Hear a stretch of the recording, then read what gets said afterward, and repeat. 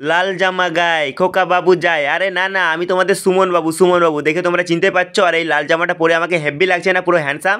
আর বন্ধুরা এখন আমি যাব কোথায় বলো তো, রায়গঞ্জে। আর রায়গঞ্জে যাওয়ার আগে যাব রিকিদের বাড়িতে, রিকিকে আগে বাড়ি থেকে উঠাবো, ঠিক আছে। আর এই যে দেখো আমাদের পাড়ার সেই বিখ্যাত রাস্তা, পুরো ফাঁকা পুরো ফাঁকা।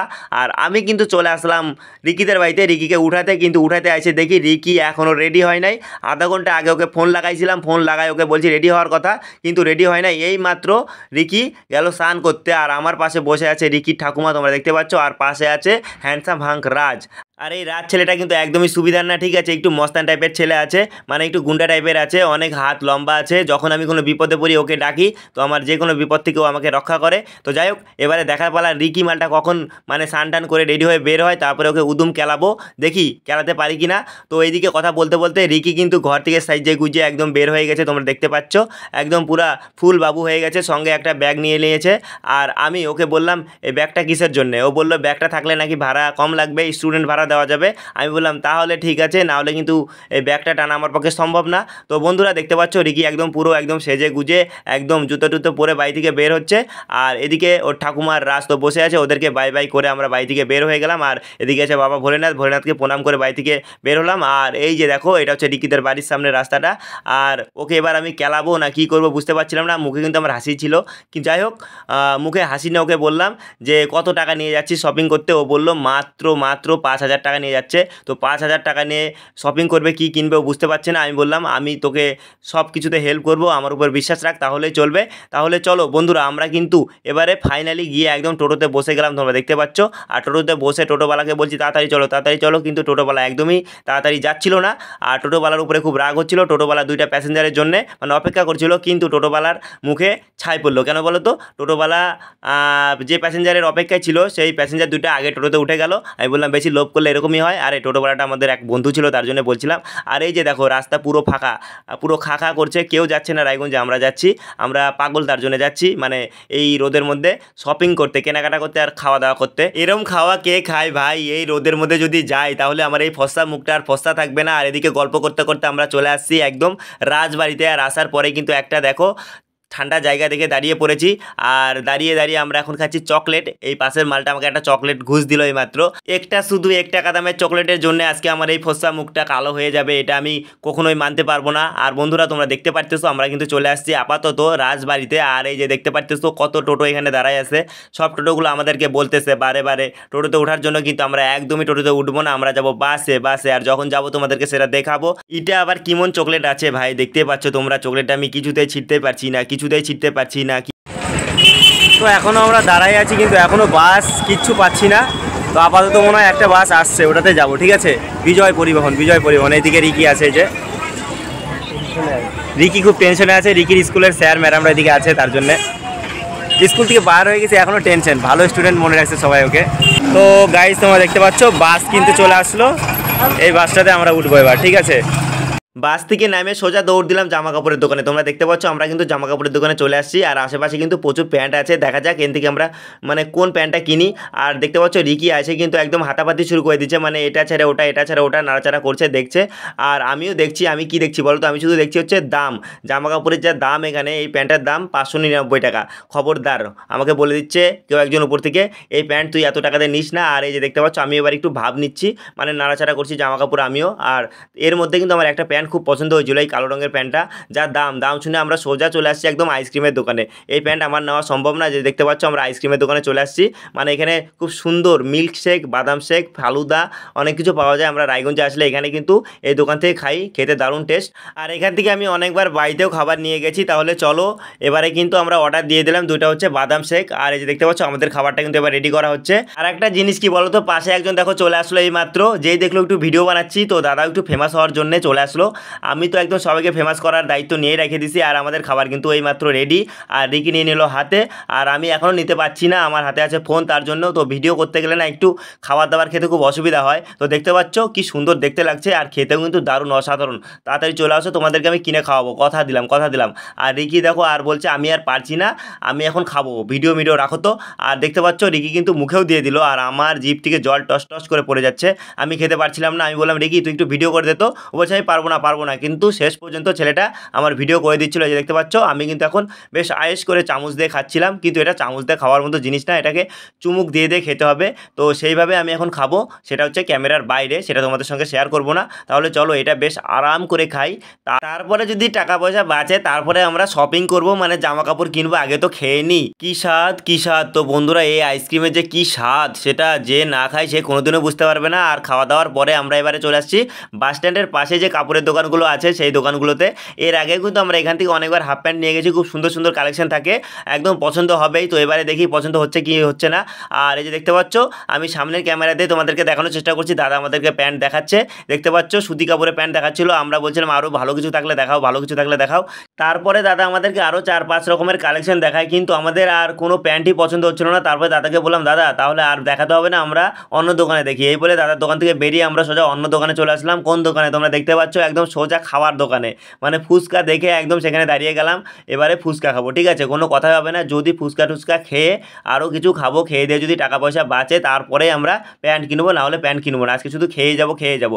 আর দাদাকে বললাম দাদা একটু বেশ ঝালঝাল করে মাখাও তো। আর দাদা বেশ ঝালঝাল করে মাখাতে শুরু করে দিল।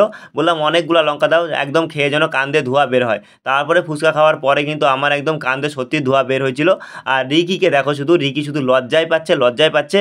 ওকে আমি একটা কথা বলছি, আমার সঙ্গে থাকলে কিন্তু লজ্জা পাওয়া বারণ, ঠিক আছে, আমার সঙ্গে থাকলে লজ্জা পাওয়া যাবে না।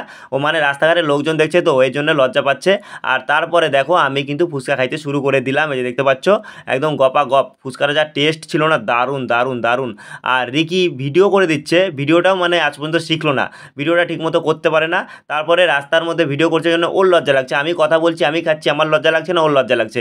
তো আমি বলছি আমার সঙ্গে থাকলে কিন্তু লজ্জা দূর করতে হবে, এটা সবচেয়ে বড় কথা, ঠিক আছে। তারপরে কিন্তু আমরা আবারও চলে আসলাম অন্য আরও একটা দোকানে, তোমরা দেখতে পাচ্ছ এই দোকানে এসে কিন্তু আমরা ফাইনালি প্যান্ট পছন্দ করতে পারছি, ঠিক আছে। তো আমি একটা প্যান্ট নিয়ে নিলাম, আমার প্যান্টটার দাম নিল 160 টাকা। তারপর রিকিকে বললাম রিকি তুই এই প্যান্টটা নে, তো রিকিও এই প্যান্টটা নিল। মোট দুজনে দুইটা প্যান্ট নিয়ে নিলাম এই দোকান থেকে। নিয়ে এবারে মানে আমাদের জিনিসপত্র প্যাকিং করা হচ্ছে, টাকা পয়সা দেওয়া হচ্ছে। ওই যে রিকির হাতে যে প্যান্টটা দেখতে পারলো ওই প্যান্টটা কিন্তু আমি নিলাম, এই যে এই প্যান্টটা আমি নিচ্ছি। অবশেষে ফাইনালি আমাদের প্যান্ট নেওয়া হলো। তো এই প্যান্টটা হচ্ছে আমি নিলাম, তোমরা দেখতে পারলা। আর রিকিও একটা প্যান্ট নেবে, সেটা হচ্ছে তোমাদেরকে দেখাবো, ঠিক আছে। তো বন্ধুরা দুজনে দুটো প্যান্ট নিয়ে নিলাম 160 টাকা করে। প্যান্টগুলো ভালো, একদম সুতির, নরম, পরে আরাম পাওয়া যাবে। এখন তোমরা যাকে দেখতে পাচ্ছ এই দাদাটা হচ্ছে এই দোকানের মালিক। আমি ভিডিও বানাচ্ছিলাম জন্য হাই করছে। তো বন্ধুরা আর এই দাদাটা এত সুন্দর একটা কথা বললো, সবাইকে লাইক কমেন্ট শেয়ার আর সাবস্ক্রাইব করার কথা বলছে। তো সত্যি আমি মন থেকে খুব খুশি হলাম। তো তোমরা যদি একটু সাবস্ক্রাইব করে দাও আর লাইক কমেন্ট করে দাও তাহলে কিন্তু আমি সত্যি আরও মন থেকে খুশি হব। আর এই দোকানে যারা যারা আছে সবার ব্যবহার এত ভালো, কি আর বলবো।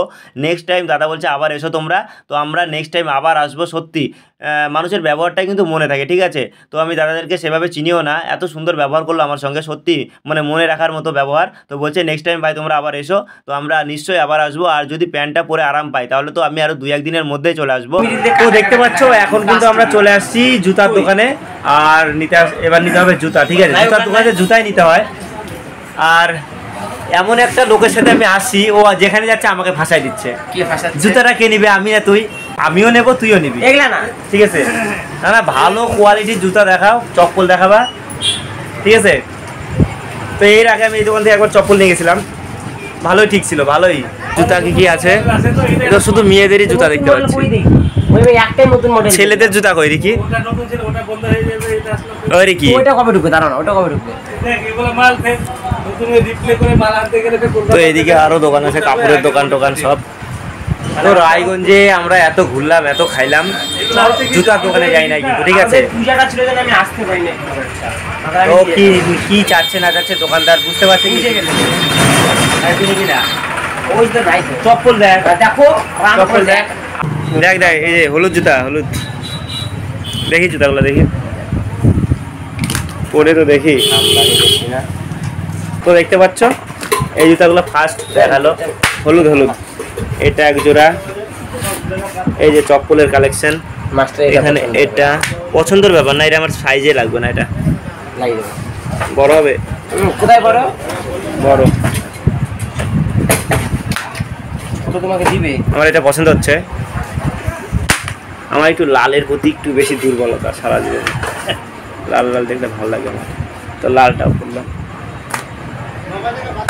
অশোকা না, এই যে সেম মাল আমি নিয়ে গেছিলাম এখানে যেটা আছে, এটা কি ভদ্রতা বজায় রাখ। জুতা নিতে আসি, জুতা নে। আর দেখি এবার কি দেখাচ্ছে। তোমার চুল উঠছে তো কিভাবে গো? আমার চুল উঠে উঠে সব শেষ হয়ে যাচ্ছে। হ্যাঁ, কোন জুতা? হ্যাঁ, বংশগত রোগ থাকে এটা। বংশগত না? টেনশন তো আমার আছে, বংশগত আছে, কিন্তু চুল এত আর টেনশনে চুল পাকে। আমার চুল পাকাও ক্লাস 8-এ 9-এ যখন প্রথম, তখন তো আমার সব চুল পাকা, কালার করে থাকি আমি। বয়স হয়ে গেছে। হলুদটা ভালো। 170 টাকা এটা জুতা, বেশি। তো দেখো এই জুতাটার দাম যাচ্ছে 170 টাকায় দাদা। তো দাদার দোকানে জুতা কিন্তু ভালোই পাওয়া যায়, তোমরা সবাই চলে আসবে আশেপাশে আমাদের। আমি তো স্বামীনাথ থেকে ব্লগ বানাই, যারা যারা দেখো দাদার দোকানে চলে আসবে, ডিসকাউন্ট দেবে কিন্তু। তো যাই হোক, এই জুতাটা আমার একটু পছন্দ হচ্ছে, কিন্তু দামটা একটু বেশি হয়ে যাচ্ছে 170। এই জুতাটাও ভালো আছে দেখতে। দেখি কোনটা ভালো লাগতেছে, এটা না এটা? দেখি এটা আমার আবার এটা ভালো লাগে। তোকে এটা ভালো লাগবে, ওকে ওটা ভালো লাগবে। কেন? এটা জুতা গায়ে দিতে হয় না, জানিস, নতুন হোক পুরানো। তোকে ওটা দিয়ে দিচ্ছি। দেখো আমার এটা পছন্দ হচ্ছে, লাল জুতাটা। ও তো ফুটানি মারতে আসছিস, নে নে নে, কি নিবি নে? টাকা নাই আমার কাছে, ফুটানি মারতে আমি বুঝা দিই। আমি তুই দাম দর বলে দে, এটা দেখি ঠিকঠাক। ওটা বললাম না। তো যাই হোক, আমাদের কিন্তু দাম দর চলছে। আমি বলছি 120 টাকা। এখন দাদা যদি দেয় তো দিবে, নালে আজকের মতো বিদায় নেবো। আমি সামনে আসবো, তখন আমি ভালো জুতা নেবো একটা, ঠিক আছে? মনে হচ্ছে দেবে না। আর আজকে আমার অত বাজেট নাই, ঠিক আছে, বাজেট কম, কিছু করার নাই। জুতা কিন্তু নিয়ে নিলাম 130 টাকা দিয়ে। এই যে দিয়ে দিচ্ছি জুতার টাকা। আর মাত্র কয়টা টাকা আছে দেখো, এই টাকার মধ্যে আমাকে বৃন্দাবন, মায়াপুর, নবদ্বীপ ঘুরতে হবে। যাই হোক, এই যে আমার জুতো, কালো ব্যাগে দিয়ে দিল, 20 টাকা ব্যাগ দিল। তাহলে বন্ধুরা, তোমরা দেখতে পাচ্ছ আমার হাতে আছে আইসক্রিম। আমি এখন চলে আসছি বাড়িতে, আর আসার সময় সবার জন্য আইসক্রিম নিয়ে আসছি। আর একটা আইসক্রিম বাইর করে আমি আপাতত খাইতে শুরু করে দিলাম। তোমরা দেখতে পাচ্ছ আইসক্রিমটা খাইতে কিন্তু দারুণ দুর্দান্ত লাগছিল। 10 টাকা করে দাম, সবার জন্য 10 টাকা দামের আইসক্রিম নিয়ে আসছি। তো বন্ধুরা, আজকে কিন্তু অনেক কিছু খেলাম, তোমরা সেটা দেখতে পারলা। Milkshake, phuchka, ice cream. সত্যি আজকের দিনটা ভালোই কাটলো। আর সঙ্গে কিন্তু আমরা হাফ প্যান্টও কিনলাম। তো বন্ধুরা, আজকের ভিডিওটা যদি তোমাদের ভালো লেগে থাকে, অবশ্যই একটা লাইক, কমেন্ট, শেয়ার আর সাবস্ক্রাইব করে আমার পাশে থেকো। তো দেখা হচ্ছে নতুন কোনো ব্লগে। Tata. Thanks for watching. Please subscribe my channel.